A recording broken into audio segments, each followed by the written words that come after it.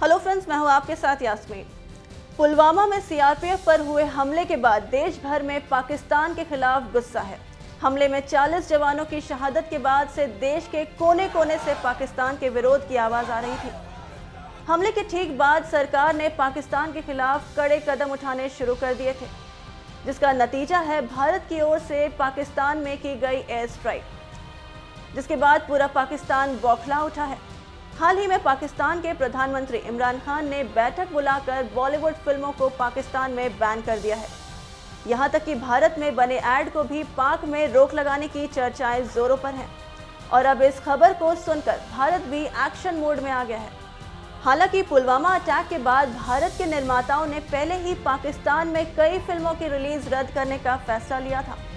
अब खबरों की माने तो ऑल इंडिया सिने वर्कर्स एसोसिएशन ने प्रधानमंत्री नरेंद्र मोदी को खत लिखकर पाकिस्तानी एक्टर्स, फिल्म एसोसिएशन और मीडिया पर्सन को कोई भी वीजा जारी करने पर पूरी तरीके से रोक लगाने की मांग की है, जिसकी जानकारी ऑल इंडिया सिने वर्कर्स एसोसिएशन ने प्रेस रिलीज शेयर करके दी है, जिसमें लिखा है, भारतीय फिल्मों और कंटेंट पर पाकिस्तान में बैन लगने के बाद हम पूरी फिल्म और मीडिया एसोसिएशन की तरफ से पाकिस्तानी कलाकारों को वीज़ा न दिए जाने का अनुरोध करते हैं।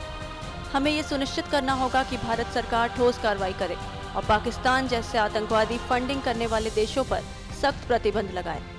1.3 बिलियन का पूरा देश पाकिस्तान के इस आतंकी प्रायोजक अपराधियों से लड़ने में आपके साथ है।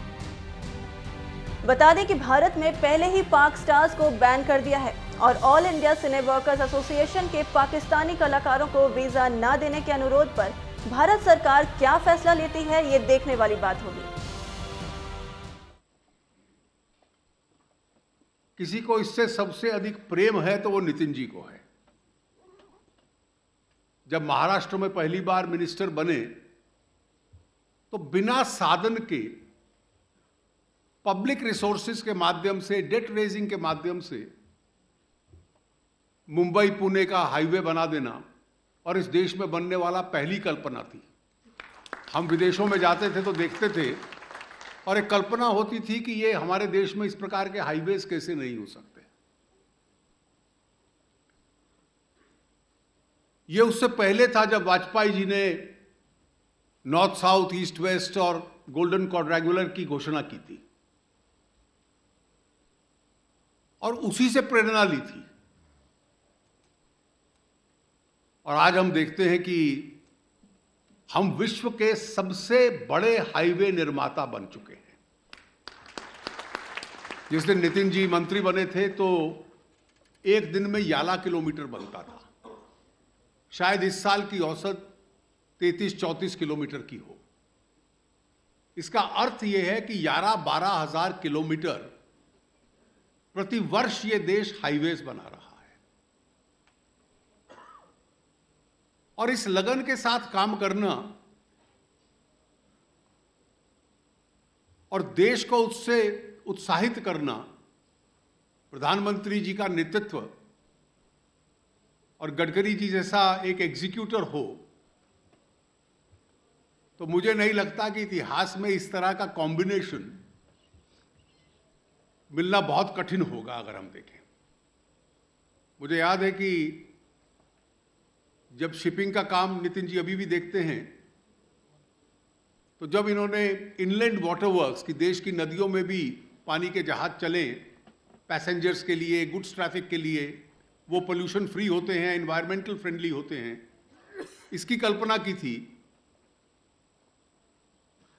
तो मेरी उनको सुझाव होता कि नितिन जी, इस देश में शायद ये संभव न हो पाए।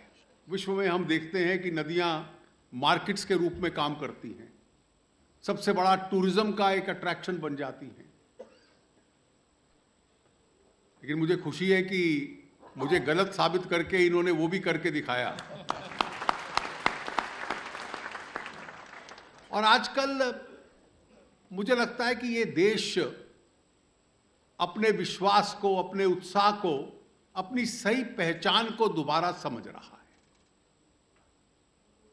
ब्रिटेन की राजनीति में कई बार कहा करते थे कि एक सप्ताह किसी भी देश के लिए बहुत लंबा समय होता है और week is too long a time in politics. हमारे देश में तो लगता है कि जिस प्रकार जनता उत्साह से खड़े हो जाती है कि पिछले 24 घंटे देख लें तो शायद उस एक सप्ताह को हम एक दिन कह सकते हैं। और जिस प्रकार की चीजें हम लोग देखते हैं, मुझे याद है कि जब यूनाइटेड स्टेट्स की नेवल सील एबटाबाद से ओसामा बिन लादेन को ले गई, तो क्या हम नहीं कर सकते? ये केवल कल्पना होती थी, इच्छा होती थी, एक फ्रस्ट्रेशन था, निराशा थी। आज तो वो भी संभव है।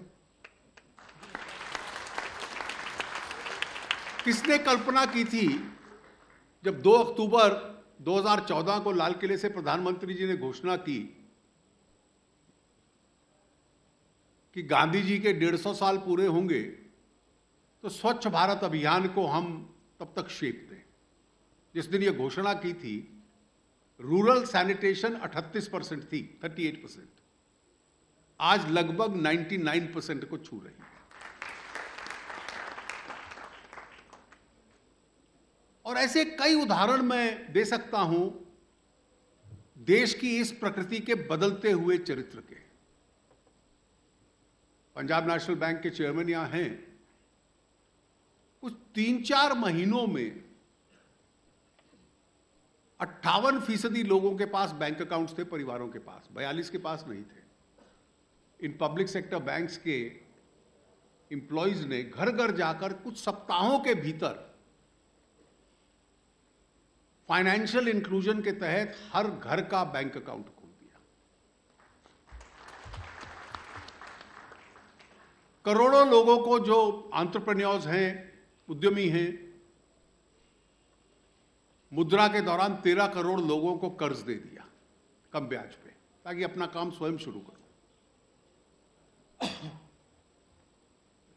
ये कल्पनाएं, मुझे याद है कि जब से हम लोगों ने होश संभाला है, टैक्स कैसे बढ़ते हैं यही देखा था। अब हमारी हर मीटिंग से पहले अखबारों में अटकलें शुरू हो जाती है, इस बार किस चीज का कम होगा। ये पहला फेज है हिंदुस्तान के प्रशासन में पिछले 72-73 साल में, जब 5 वर्षों में टैक्स कम किए, बढ़ाया कुछ नहीं। मेरे सामने न्यू इंडिया की नई तस्वीर मैं देख रहा हूं।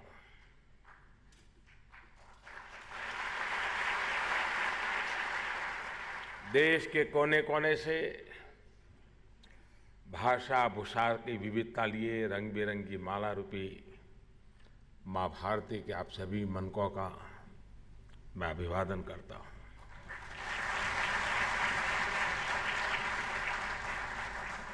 तकनीक के माध्यम से हमारे साथ देश भर से जुड़े एनसीसी, एनएसएस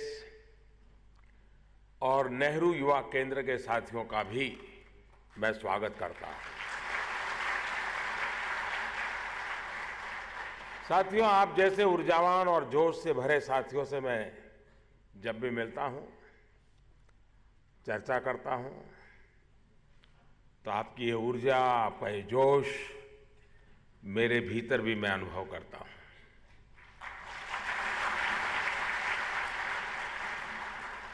आप बीते 2 दिन से यहां पर देश और समाज से जुड़े महत्वपूर्ण मुद्दों पर चर्चा कर रहे हैं। चर्चा की यही भावना, संवाद की यही प्रक्रिया देश के जनतंत्र को सशक्त करती है। साथियों, देश के वर्तमान और भविष्य को लेकर आपकी सार्थक चर्चा के लिए अनेक साथियों को यहां पुरस्कृत करने का मुझे अवसर भी मिला है।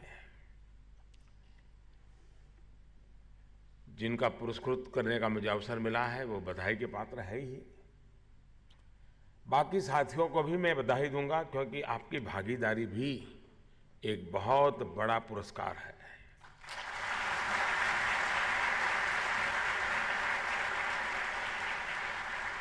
साथियों, इन विचारों को लोकतंत्र, देश और समाज के विमर्श से जोड़ने की हमेशा मेरी कोशिश रही है।